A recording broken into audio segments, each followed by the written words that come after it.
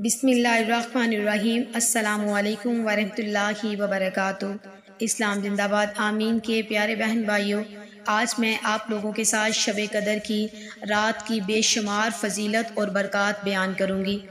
رمضان المبارک کے آخری عشرے کی طاق راتوں میں بہت ہی فضیلت اور بہت ہی برکات ہے۔ بعض لوگوں کا کہنا ہے کہ 27ویں رات شب قدر کی رات ہوتی ہے، لیکن رمضان المبارک کے آخری عشرے کی طاق راتوں میں آپ ضرور عبادت کریں۔ کیا پتہ کون سی رات طاق رات ہے۔ 21، 23، 25، 27، 29 کی طاق راتوں کا عمل میں آپ لوگوں کے ساتھ شیئر کروں گی۔ ان میں سے جو بھی آپ کو بآسانی ادا کر سکیں، جو پڑھ سکیں، آپ وہ عمل کر لیجئے گا۔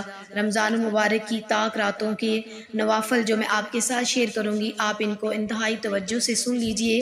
پہلا عمل، آپ نے بعد نماز عشاء 7 بار سورۃ قدر پڑھنی ہے۔ اس سے ہر مصیبت سے نجات ملے گی۔ 1000 فرشتے آپ کے لیے جنت کی دعا کریں گے۔ نمبر 2 رکعت نفل پڑھیں۔ ہر رکعت میں الحمدللہ کے بعد 1 بار سورۃ قدر پڑھیں اور 3 بار سورۃ اخلاص پڑھیں۔ اس کی فضیلت یہ ہے کہ شب قدر کا ثواب حاصل ہوگا۔ ایک شہر جنت میں دیا جائے گا جو مشرق سے مغرب تک لمبا ہوگا۔ سبحان اللہ۔ نمبر 2 نفل پڑھیں۔